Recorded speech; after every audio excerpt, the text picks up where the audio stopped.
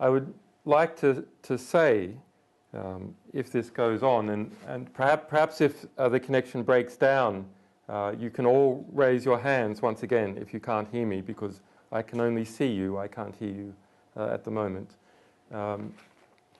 So I would just firstly like to say congratulations to Tom Finger and a very important talk that he gave. Of course, well made and politic, but I think there are nuggets in there that are quite important to understand. I was involved in 2007 and 2008 at looking at what was happening to Iran. Now, from that process, I'm fully aware of some of the pressures that were on Tom. A lot of people did a lot of good work. Perhaps the most important was Tom Finger's in trying to correct the movement towards war with Iran based on lies. And it is incredible to think back at those times that it was only in 2003 where the worst modern deception of the Western world occurred, where we went to a war in Iraq based on lies in 2003, and over 100,000 people were killed and millions of Iraqi refugees displaced as a result. Just 3 years later, the drums for war with Iran were being whipped up, not just in the United States, but also in this country. And it's thanks to journalists like Cy Hirsch and professional, truthful insiders like Tom, and our sources and the sources for journalists that war hasn't happened yet. For example, in the beginning of 2008, we published Iraq's classified rules of engagement for the US Army. In those rules, there was a section that was apparently designed, or at least permitted, for a border skirmish to start up, permitted US troops to go into Iran under a variety of circumstances. And at the time, there were disputes in the Gulf with ships approaching one another, a very heated moment, and the US mainstream media and the White House ramping up any little small incident. One of our sources provided us with those classified rules of engagement. We published them in a deal that we set up with the New York Times to get greater impact for it. And as a result, the Iranian government held a press conference and said, don't you dare come over into our territory like that. We then got hold of the next edition of these classified rules of engagement, and that part had been removed from it. The procedures had been tightened up. If we look back in the history of war, something between 20 and 50% of all wars have started as a result of these border skirmishes. That source has never been revealed. I assume that he or she is happy to have contributed to history and to human rights in that way, and he goes about his business. As opposed to what is sometimes put about, WikiLeaks is not an organization that hates intelligence agencies. Far from it. At its very base, the idea of intelligence is an optimistic one. It's that one can understand the world, one can apply intelligence to understand. The problem is the corruption of those agencies, and that corruption comes about because of secrecy. So when Tom spoke about, in somewhat glowing terms, the improved process that he put down, and I believe him that that is a significant improvement from what was there before, it all rests upon one thing. It rests upon the abilities of people in those agencies to get out information to the public when those processes are not followed. We might have depoliticized analysts working in intelligence agencies who are, to all intents and purposes, mere robots. Perfect machines with perfect accuracy. They are tasked, they engage in the tasks, they analyse, they pass up the information higher up the food chain. And what if, in Tom's case, for example, his national intelligence estimate, there was not a threat that it would be released, because our sources say that in fact the White House knew that if it did not release a version, immediately another version would be released, and the White House would have to get, would be then coming second, and its opponents would have their spin on it. So the White House wanted to get their spin on it first.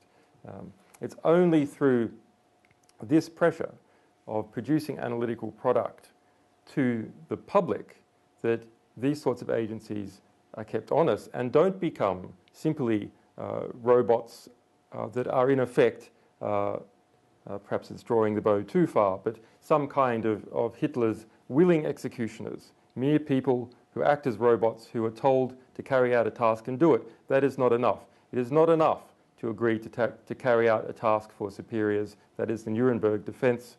We must all look to ourselves and understand whether what we are doing is right and just, not just according to the views of our superiors, but according to the long view of history, according to human rights and to our feelings of compassion, if we have any. Now, the war for the push to a war with Iran is far from over. The push for a war with Iran is far from over, and the debate now is occurring in the public sphere as well as in various manoeuvres by different intelligence agencies, the machinations that are happening in Syria and so on. Now I want to look at some of those. Our cables revealed, for example, that this country, the United Kingdom, engaged in a conspiracy to kill off Press TV, the Iranian state TV station, the Iranian equivalent to the BBC, from being able to broadcast into the United Kingdom.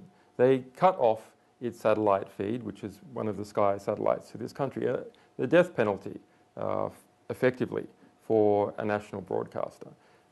What does that mean? Well, it means that the Iranian government can't get out its view.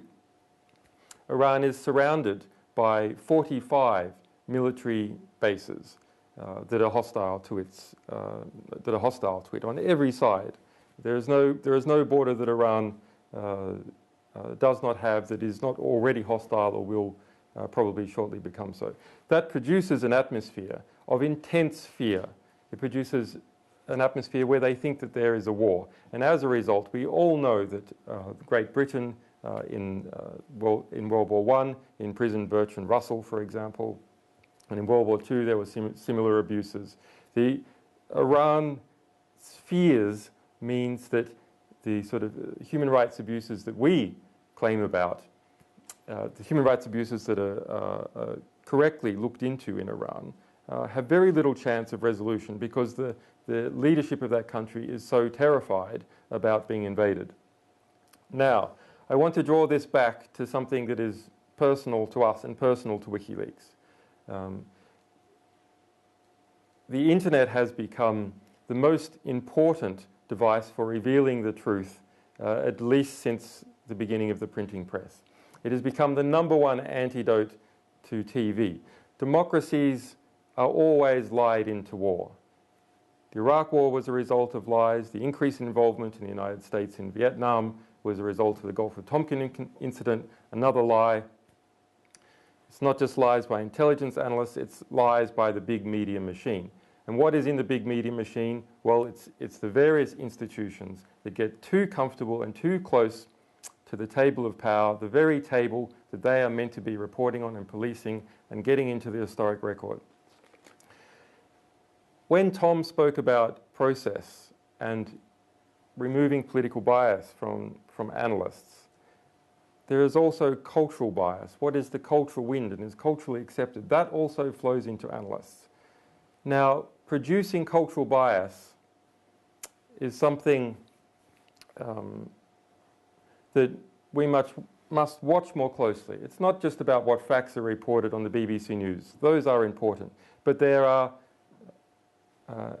mechanisms of propaganda which go under the surface. They're not direct factual claims, and those are things like Hollywood movies. Now, I have seen this directly when we looked at intelligence reports at a low level coming out from Iraq in 2003, reporting what was happening there with the Badr Corps or Sikri or Iranian influence. The full package of cultural bias that exists in the United States for people who are not properly educated in assessing what they're understanding came with them. Eventually, those reports and analysts did learn more about what was happening, and by the middle of 2003 were, in fact, sometimes passing up true reports of what was happening, that there is going to be a sectarian crisis in this country. That was known by Marines G2 intelligence, for instance, halfway through 2003. Completely denied by the political leadership. So it's not enough to produce accurate reporting, because if political leadership won't let it out, what are you going to do? No, analysts must be responsible, not to political leadership. Analysts must be responsible to the public, and they must be responsible to the historical record. Now, we have something here, which is a recent acquisition of WikiLeaks, although we've been following the matter for some time. And this is the script to a tens of millions of dollar budget DreamWorks movie. What is it about? It is about us, nominally. It is about WikiLeaks, the organization. It is a mass propaganda attack against WikiLeaks, the organization, and the character of my staff and our activities and so on. But it is not just an attack against us. It is an attack against Iran.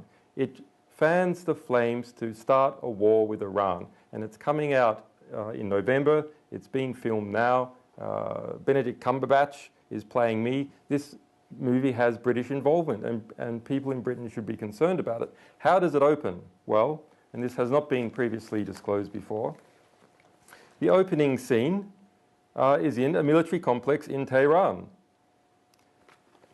The camera comes in, closes up on a file, and it is a design for a nuclear bomb marked with nuclear symbols.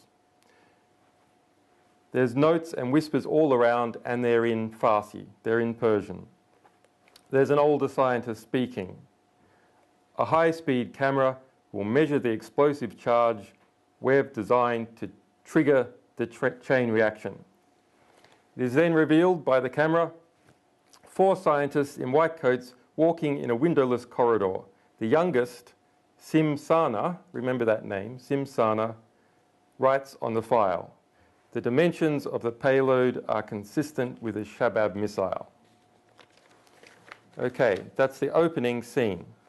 Iran is working on an atomic weapon. The opening scene of a film about WikiLeaks. How does this have anything to do with us? Well, we'll come to it. The next scene concerning Iran is in Cairo, where that Iranian nuclear scientist is meeting a US CIA agent, Kate. Close up again on the handwritten diagram of a nuclear bomb, the same diagram as we saw in the opening. And Saman says, "I copied it from memory." I copied it from memory. They're testing the explosive in the next 6 months.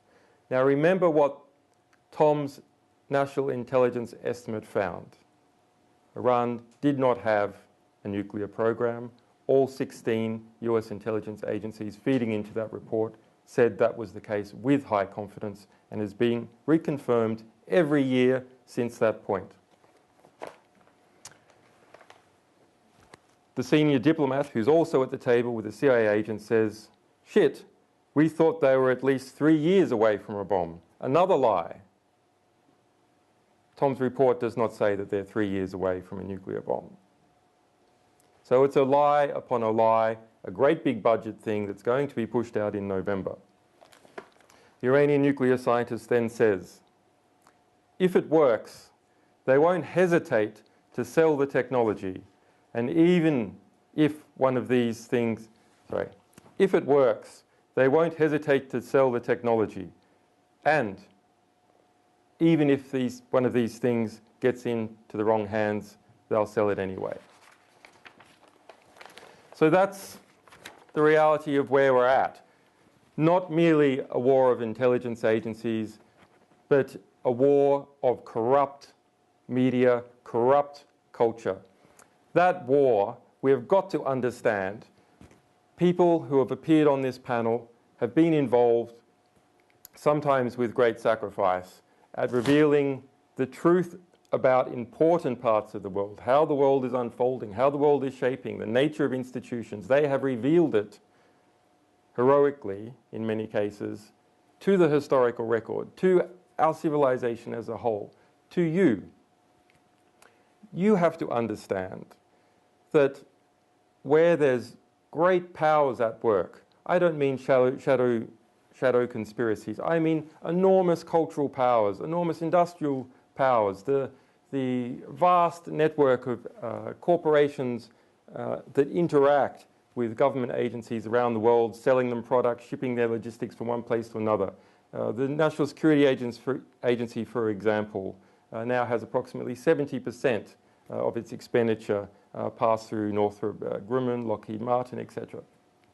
This produces a lobby that pushes in particular directions. How is it that such a lie got into a script about WikiLeaks? How is it that in the light of that national intelligence estimate, that anyone could think that it was tolerable, acceptable to foist that lie upon the public, that it would make it all the way through the Hollywood system, that distributors would pick it up? Because they perceive that that is where the power lies in the United States. They perceive that it's perfectly okay to slander an entire nation, that it's perfectly okay to beat the drums of war like that, because people in that system want the war. They want it. We have to understand that everything that we see, read, and hear is produced for a purpose. It's produced as a result of incentives. Other material is not produced. There are disincentives to not produce it. We walk almost sleepwalking, almost blind every time we open the newspaper and read an article. That particular journalist wrote about that for a particular reason. They felt that their editor would accept that. They wouldn't have to argue with them. The editor felt that the proprietor would accept it. The journalist felt that the people that they deal with in their community would like it, and in fact might even pat them on the head and take them to a fancier cocktail party, or perhaps even give them a better position in Oxford. All these things influence how our society, our civilization is documented. Now, working against that trend and against that current of corrupt, powerful organizations producing a distorted perspective of the world has been the internet. For the first time in history, that has allowed one person with some truth to speak to every single person who wants to hear that truth. It is the great antidote. There is a war on for control of the internet. That war takes place on the one hand by producing incredible propaganda and hyping up threats about how the internet is dangerous. On the other hand, it involves introducing mass surveillance systems to surveil all of the internet. Different countries see the effects being brought by the internet and the political liberations being brought by the internet. And powerful groups in those countries feel fearful and they feel destabilized. And as a result, they want to find some way to control it and to know it.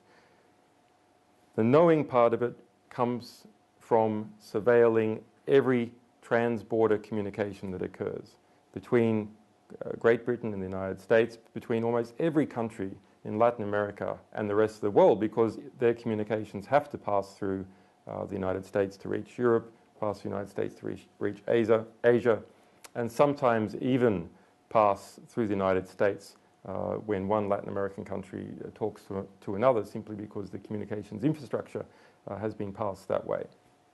This is collectively the greatest transfer of wealth that has ever happened, the greatest theft of information that has ever happened from every single one of us who uses the internet into the bowels of secret agencies. Now, if those secret agencies were working on our behalf, perhaps we could accept it. If, as soon as possible, that material would enter into the historical record, would enter into the record of our civilization, where we could all individually make decisions using that information to produce a better, more harmonious world, then perhaps it would be tolerable. But it is not tolerable in its current form.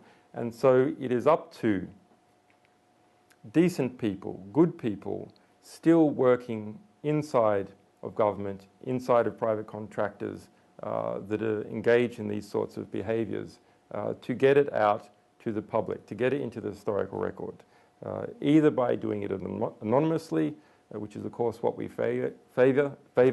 Stay in there 30 years, work with us for 30 years getting out this sort of information, or by going public and standing up and fighting to describe the truth of what they've seen. Thank you.